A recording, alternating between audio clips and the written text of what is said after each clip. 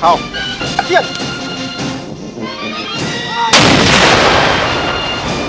Thôi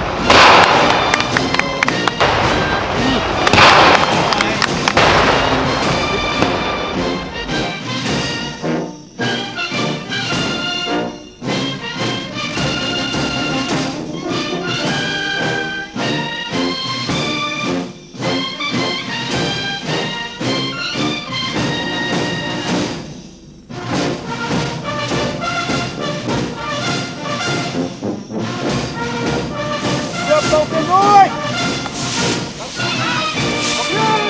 lên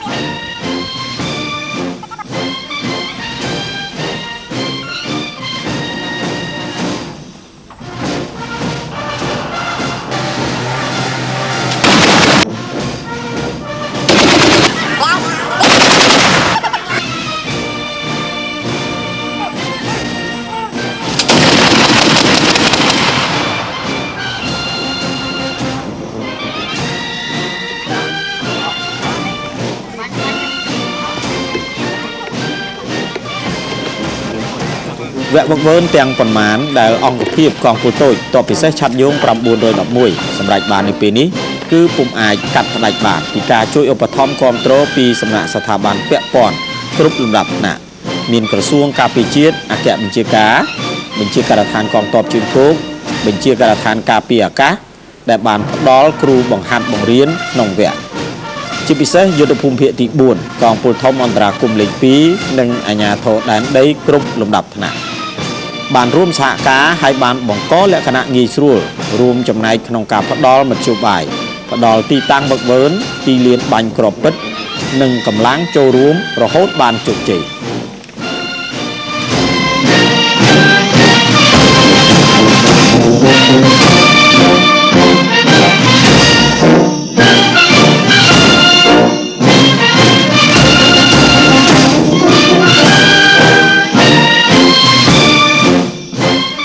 ខ្ញុំបាទឈ្មោះទូចន្ទធាជាសិក្ខាកាមសិក្សាអំពីអីជាសិក្ខាកាមសិក្សាអំពីកំភ្លើង 14.5 នៅអង្គភាពណាអង្គភាពតបពិសេសឆាត់យង 911 ហើយបានសិក្សារយៈពេលប៉ុន្មានថ្ងៃសិក្សារយៈពេល60ថ្ងៃ60ថ្ងៃហើយមុននឹងមកសិក្សានេះអូនមានចេះអីខ្លះហើយបាទកាលមិនទាន់បានសិក្សាហ្នឹងគឺខ្ញុំបាទនឹងអត់យល់ពីរបៀបបាញ់របៀបដាក់គ្រាប់របៀបដោះនៃសម្អាតអាវុធទេក៏ប្រភេទកំភ្លើង 14 ក្បៀសនេះក៏ប៉ុន្តែក្រោយពីខ្ញុំបាទបានវឹកវើក្នុងរយៈពេល60ថ្ងៃហ្នឹងគឺខ្ញុំបានចេះច្រើនចេះតាំងពីដោះដាក់កែតម្រូវអាវុធនិងដឹងពីទម្ងន់របស់អាវុធនិងដឹងពីល្បឿនគ្រាប់ដែលបាញ់ទៅហើយនឹងចេះបាញ់ជាក់ស្ដែងបាទកន្លែងនេះខ្ញុំសូមបញ្ជាក់ថាអ្វីដែលខ្ញុំរៀនទៅខ្ញុំក្រេបបញ្ជក់យកមកពីគ្រូខ្ញុំយកទៅអនុវត្តគឺធានា 100% នៃការបាញ់ហើយបាញ់ឲ្យចំគោលដៅនៅបាទតាំងពីចប់ក្រោយដល់ថ្ងៃបញ្ចប់នេះគឺខ្ញុំយល់ថាខ្លួនឯងនឹងបានចេះច្រើននៃការរបៀបនៃប្រើប្រាស់អាវុធ 14.5 នេះ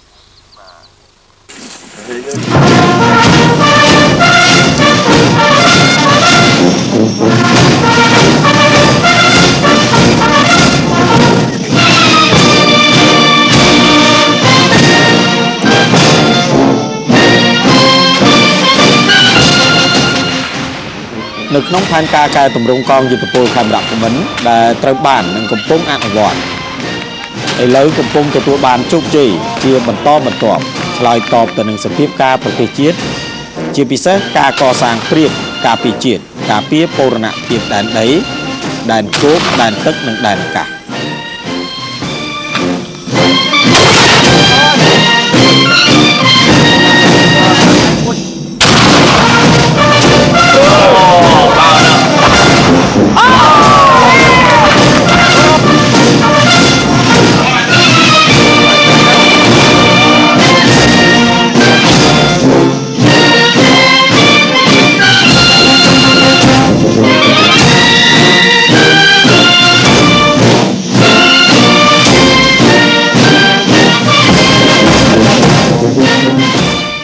5 ឆ្នាំកន្លងមកនេះកងយុទ្ធពលខេមរភូមិន្ទបានអនុវត្តយ៉ាងខ្ជាប់ខ្ជួនទៅតាមបន្ទាត់នយោបាយនៃកម្មវិធីកំណែទម្រង់របស់រាជរដ្ឋាភិបាល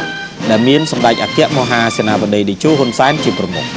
ដូច្នេះបណ្ដាឆ្នាំខាងមុខគឺជាដំណាក់កាលកាន់តែមានសារៈសំខាន់ស៊ីជម្រៅនិងចាំបាច់បំផុត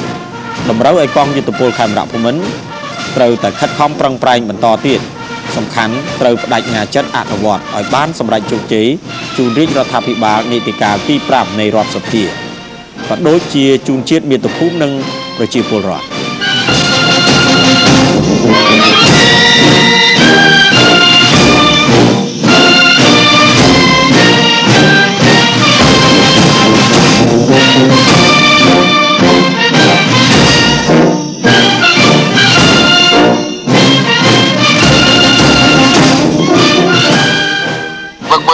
ខ្ញុំគិតថាលទ្ធផលនេះគឺល្អប្រសើរហើយគឺរង្វង់នៃក្របធ្លាក់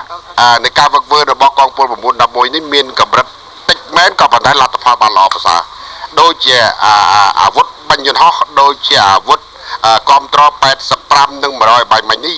ក្នុងរង្វង់នៃការបាញ់នេះវាខុសតិចតួចណាស់ប៉ុន្តែដោយសារថាបច្ចេកទេសរបស់យើងសេរីកណ្ដុងវាមិនទាន់គ្រប់គ្រាន់ប៉ុន្តែខ្ញុំវាយតម្លៃថាវាមានការល្អប្រសើរ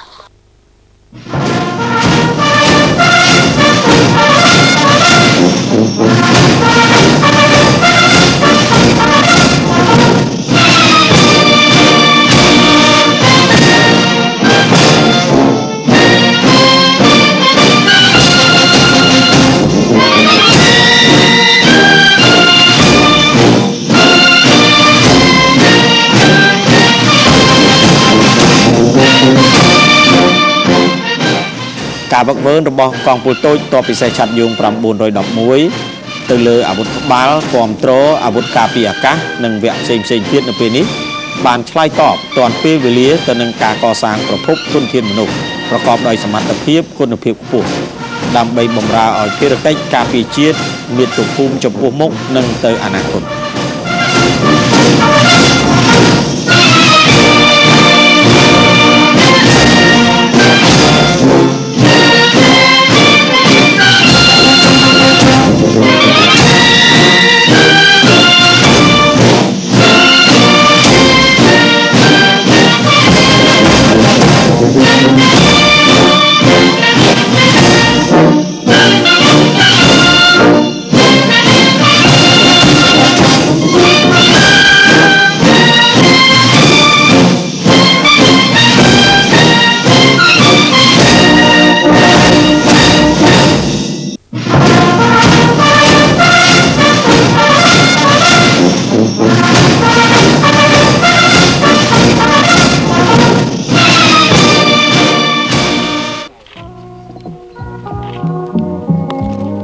បាននិយាយអំពីកងទ័ពពិសេសគឺមានកត្តាដែលសំខាន់បំផុតនោះគឺ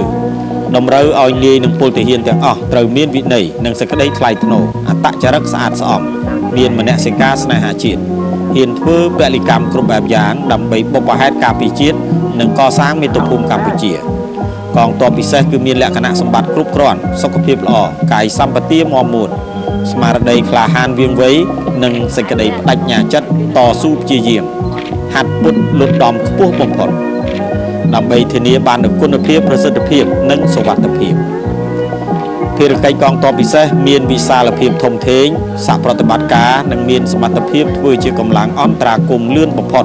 សម្រាប់ជាជំនួយបន្ថែមដល់កម្លាំងលើសមរភូមិប្រយុទ្ធ